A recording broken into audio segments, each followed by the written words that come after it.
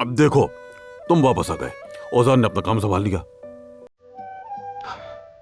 और इस छोटी ने इम्तिहान में कमाल कर दिया।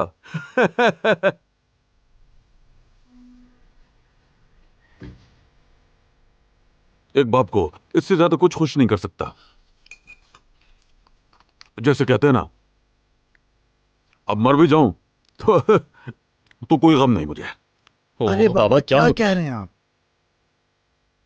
देखें, बस बहुत हो गया। आपका इस तरह से बातें करना हम में से किसी को भी पसंद नहीं आता। अरे ऐसे ही कह दिया मैंने तो। पानी लेके आ रही हूँ।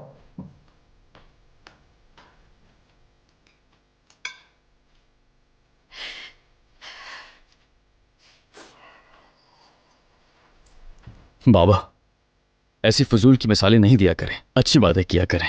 अम्मी बिल्कुल ठीक कह रही हैं।